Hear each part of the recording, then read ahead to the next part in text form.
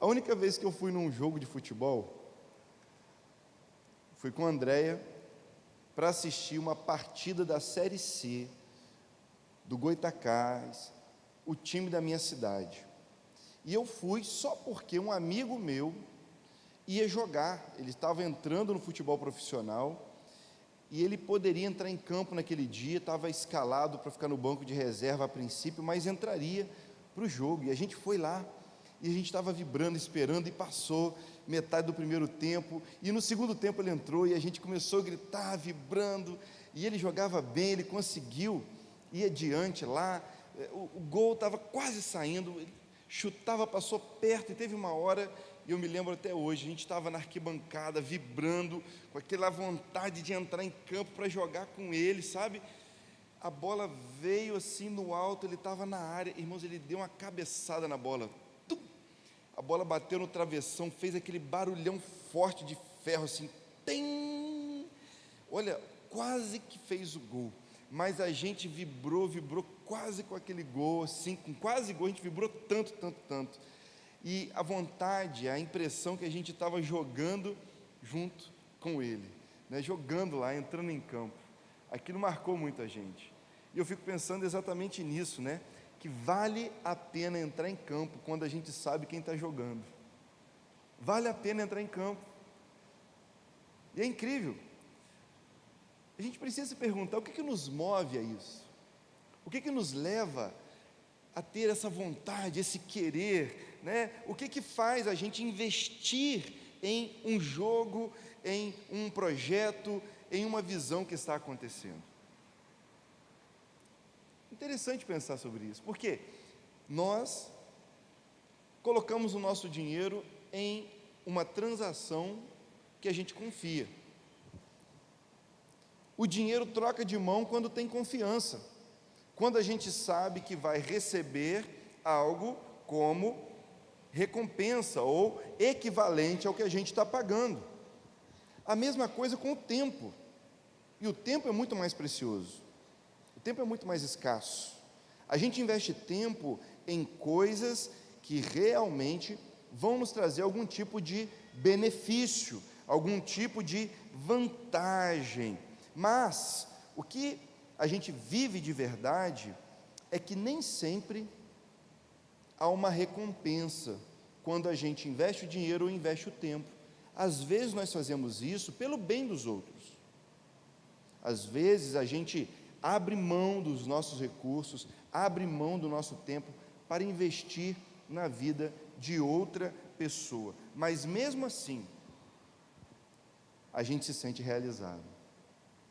Mesmo quando a gente não tem uma recompensa que pode ser medida, a gente sabe que aquela boa ação nos realiza. A gente se sente útil, a gente se sente importante, seja fazendo pouco, seja fazendo muito, nós queremos consertar as coisas, nós queremos ajudar, queremos fazer a nossa parte. Porque lá no fundo, cada um de nós sabe que esse mundo está quebrado. Esse mundo, ele tem vários problemas. E a gente quer que esses problemas sejam resolvidos. Sem perceber, a gente quer dar uma contribuição para consertar as coisas, né? Trazer um tipo de cura, trazer algum tipo de solução, nem que seja com um pouquinho.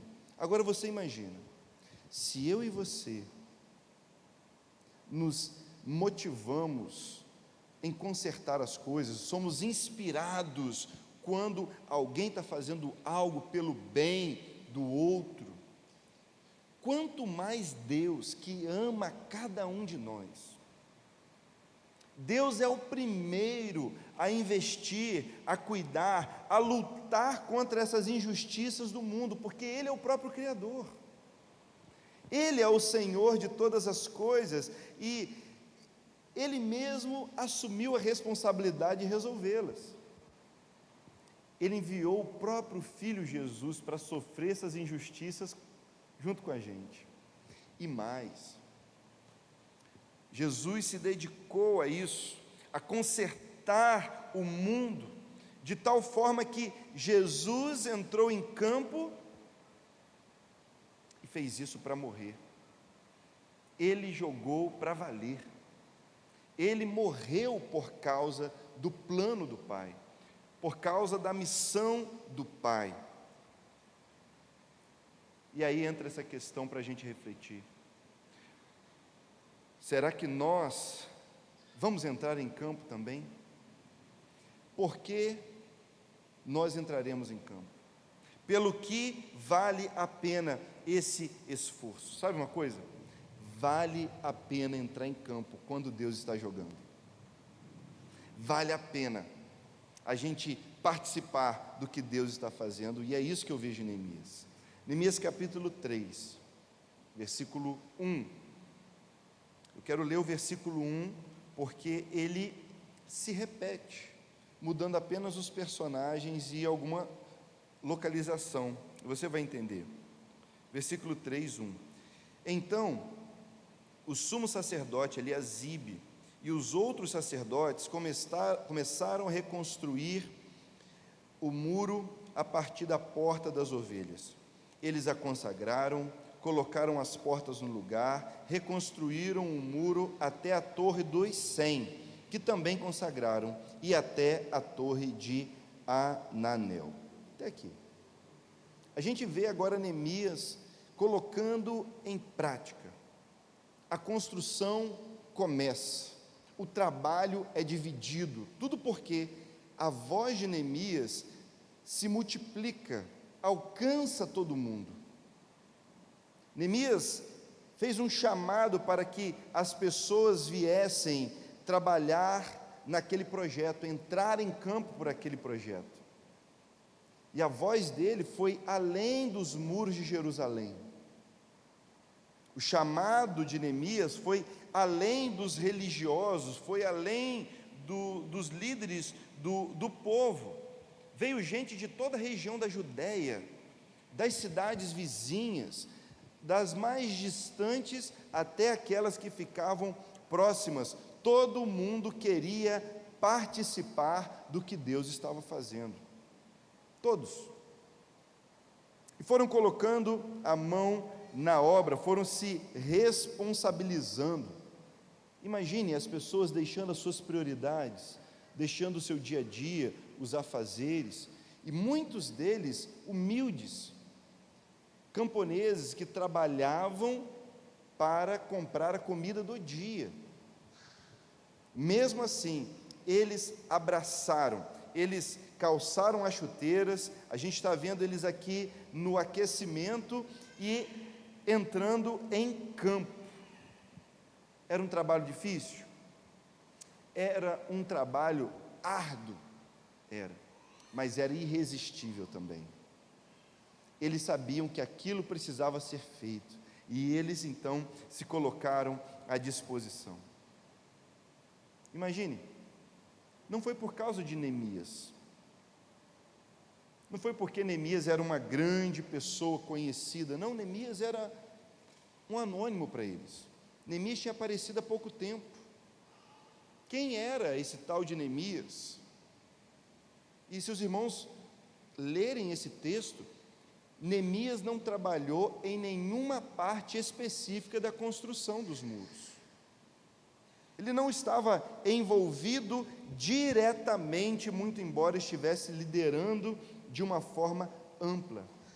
Mas eu vejo que a visão de Neemias se tornou maior do que ele. As pessoas abraçaram aquilo e falaram: nós vamos entrar em campo porque Deus entrou em campo.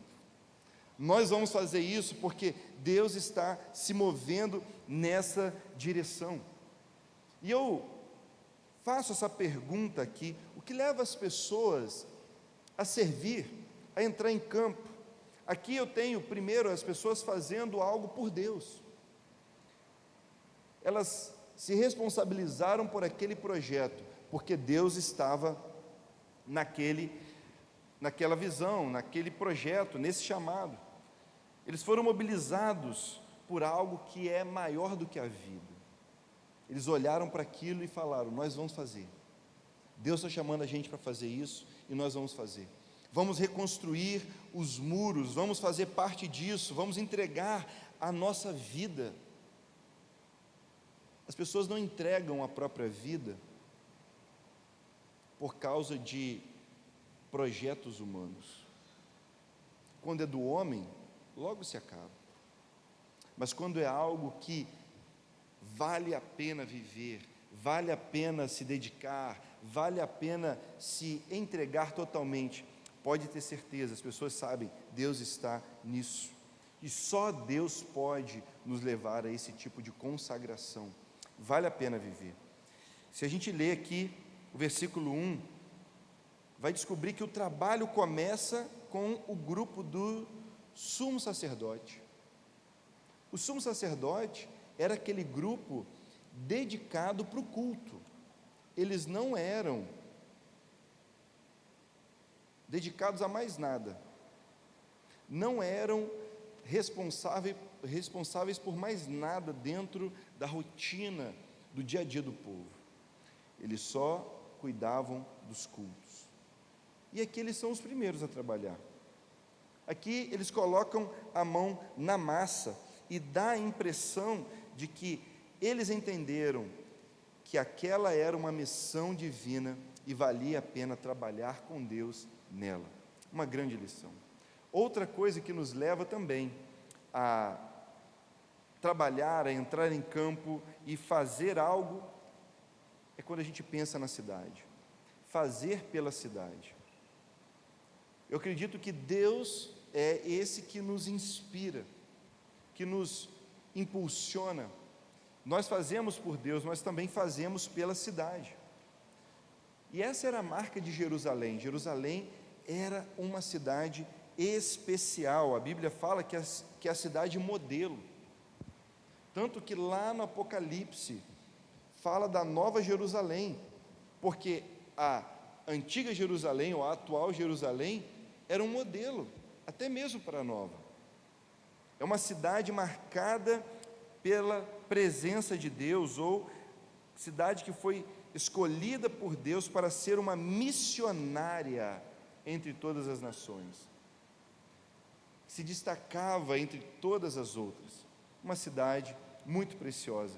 Como diz a Bíblia, a cidade do grande rei.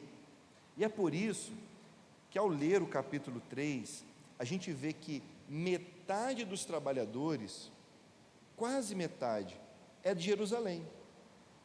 E a outra metade são das cidades vizinhas. E eles foram trabalhar lá. Porque Jerusalém, aquela cidade, era importante. A gente também vê que metade das pessoas que estavam trabalhando em Jerusalém, na obra, eram camponeses, eram pessoas comuns. E a outra metade era composta de religiosos, dos sacerdotes, dos nobres, dos governantes. Ou seja, todos queriam se envolver naquele projeto. Todos deixaram as suas casas para investir na restauração da cidade. E é bonito a gente ver isso. Deus ama a cidade porque Ele ama as pessoas. E onde quer que haja pessoas, Deus quer que a gente também esteja ali envolvido. E outra coisa, eu vejo também que, além de fazer por Deus, fazer pela cidade, nós também somos levados a fazer pela própria família. É bonito nesse texto, quando você lê que alguns desses que estavam trabalhando construíram os muros em frente da própria casa. Da própria casa. Se você perguntasse para eles, o que você está fazendo? Ele ia responder assim, eu estou construindo os muros de Jerusalém. Ele não ia falar que estava construindo o muro da própria casa. Não, ele estava construindo um muro de um projeto muito maior. Porque não adiantaria construir o muro só para ele, se todo o restante ainda ficasse desprotegido. A visão era para reconstruir de toda a cidade. E aquele não era só um projeto pessoal, não era apenas um projeto que beneficiava a família daqueles construtores, mas todas as famílias. E eu vejo que é uma coisa tão linda, que quando nós investimos em algo em benefício dos outros, nós também ganhamos, nossa família também ganha. Quando a gente trabalha em benefício do bairro, quando a gente trabalha em benefício da rua, todos são beneficiados. Enquanto nós trabalhamos por algo maior, todos desfrutam do benefício. E nós? A gente aprende que vale a pena entrar em campo quando Deus está jogando. Vale a pena. E vamos entrar em campo? Pelo que nós vamos entrar em campo? Será que você vai assumir isso também? Sabe, todo mundo tem uma motivação, tem um impulso maior de entrar no campo por algum motivo. Existe alguma coisa lá que faz a gente vibrar e faz a gente querer participar. Às vezes a gente quer fazer por alguém que a gente ama, às vezes a gente quer fazer por nós mesmos.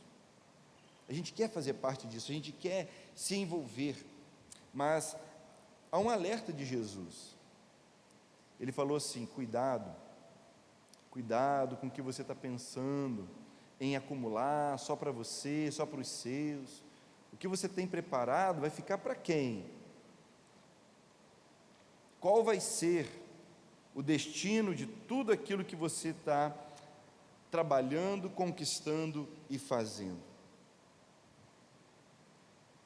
Por isso é importante também pensar que é preciso trabalhar pela cidade, entrar em campo não só pela família, você também precisa entrar em campo por causa da nossa cidade, por causa das pessoas que estão perdidas, que precisam de Jesus, precisam da luz de Jesus. Eu sei que às vezes a gente quer salvar todo mundo e esquece da casa, e às vezes a gente quer salvar a casa, mas também esquece de todo mundo. Mas aqui está o ponto, né? A gente precisa desse equilíbrio entre a casa e a cidade e a casa, e tudo começa em casa, sem dúvida alguma. Mas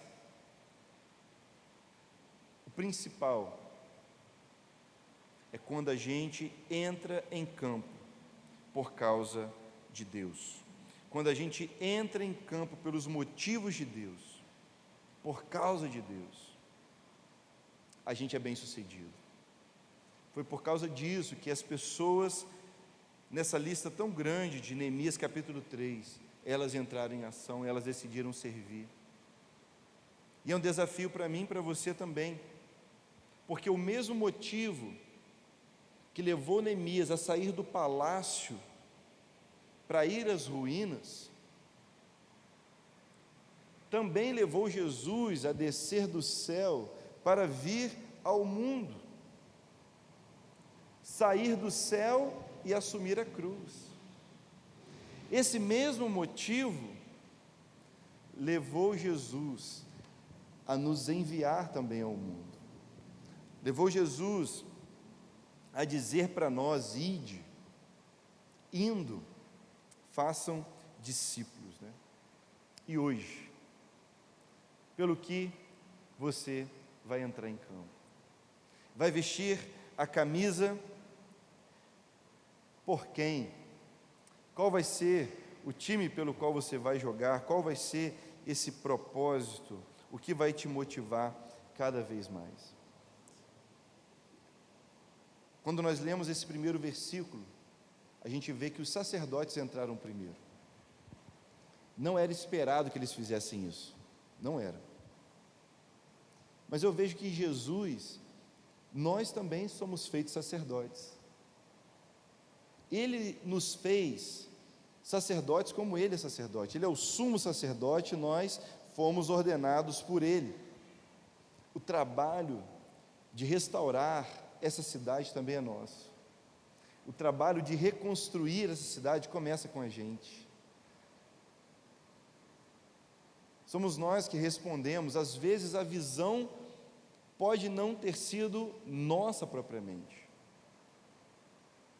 Nós ouvimos, Deus nos deu, mas nós abraçamos, fazemos parte dela, porque nós sabemos que é o Senhor quem está nos dando para realizar. E é isso que nós vamos fazer. Essa é a missão de Deus. Ele está nos convocando para isso. Reconstruir a cidade, reconstruir as casas e reconstruir as vidas. E eu preciso trazer hoje um desafio para você. Mais um passo do nosso desafio. Nós já temos orado durante o mês de janeiro por alguém. Nós temos orado por uma pessoa. E agora chegou a parte 2. A parte onde a gente começa a cercar. Começa a construção. Começa a se aproximar e colocar a mão na massa. E o desafio é que você vai mandar uma mensagem, pode ser até agora, você pode abrir o seu celular agora e mandar uma mensagem para essa pessoa e dizer: eu estou orando por você. Só isso. Eu estou orando por você. Ou até pessoalmente, você pode se encontrar com ela pessoalmente e você vai dizer para ela: olha, eu entrei em campo e eu estou jogando por você. Eu entrei em campo e eu estou jogando para que você seja alcançado, você seja abençoado. Estou orando, pedindo a Deus para que a sua vida seja iluminada por Ele. Esse é o nosso desafio. E você pode fazer ele essa semana, começar a dizer para essa pessoa: eu estou orando por você. Eu estou cuidando de você em oração. Você aceita esse desafio? É a segunda parte. É a segunda parte do desafio. Aceitar o desafio de dar esse segundo passo para que a gente avance no nosso propósito de iluminar essa cidade para a glória de Deus. Então, finalmente, vamos começar a reconstruir os muros. Vamos começar a alcançar, a cercar, a cuidar. Nós queremos que Deus vai agir. Só isso, um simples passo. E você imagine o impacto que você vai causar nessa vida? Quando ela menos esperar: rapaz, está orando por mim, não pedi nada, que isso? Você se importa assim comigo? Só imagine. Imagine como que Deus vai usar você. Imagine o coração dessa pessoa ao saber que alguém se importa, que alguém verdadeiramente se interessa e se compromete a jogar por ela e fazer algo que a abençoe. Você vai fazer parte disso. E a gente vai juntos iluminar a vida dessa pessoa e essa cidade para a glória de Deus. Amém? Vamos orar? Você pode ficar de pé para a gente orar e agradecer a Deus o privilégio de entrar em campo com Ele, de trabalhar com Ele, de responder esse chamado, de fazer parte do que Ele está fazendo, entrar em campo para a glória dEle. Feche seus olhos. Pai, nós agradecemos, é um privilégio tão grande participar da Tua obra, é um privilégio tão grande jogar contigo. Tu és o Todo-Poderoso, Tu és o vencedor, e nós cremos que nós seremos bem-sucedidos. Isso não é um projeto nosso, isso não tem a ver com as nossas próprias ambições. Nós fazemos isso, Senhor Deus, para a Sua glória. O Senhor é quem nos motiva, é o Senhor quem nos inspira, é o Senhor quem nos deu essa ordem e nós a obedeceremos. Mas nós fazemos isso também, ó Deus, por amor a essa cidade, fazemos isso por amor aos nossos queridos, aos nossos familiares. Senhor, que nós, ao trabalharmos, ao nos empenharmos, possamos ver frutos começando em nossa casa, frutos, ó Deus, começando nas pessoas que nós amamos. Nós oramos por transformação, por conversão, oramos por arrependimento, oramos por nova vida, Senhor Deus, oramos por avivamento em nossos lares. Pai, em nome de Jesus, faz essa obra, confirmando a obra das nossas mãos, confirmando, ó Deus, a nossa dedicação, nossa entrega, nossa consagração, pela Tua bondade, pela Tua graça. Nós pedimos, Senhor, que durante esse próximo momento, esse próximo mês, a gente, ao comunicar com essa pessoa que é alvo de oração, que ela está sendo guardada em oração, que ela está sendo cuidada, apresentada ao Senhor em oração, o Senhor já comece, ó Deus, a dar mais um passo, lapidando, preparando, moldando essa vida para receber a semente da palavra, que nesse próximo ciclo, ó Deus, a gente veja um coração se quebrantando, a gente veja uma vida se abrindo para o Evangelho, ó Deus, para ser transformada. Senhor, nós queremos ver no dia 31 de dezembro aqui, tantas vidas se rendendo aos seus pés. Dá-nos, ó Deus, esse privilégio de ver isso, dá-nos esse privilégio de alcançar essa cidade que o Senhor ama, essas famílias que o Senhor ama, essas vidas, ó Pai, para a sua glória. Nós oramos agradecidos em nome de Jesus.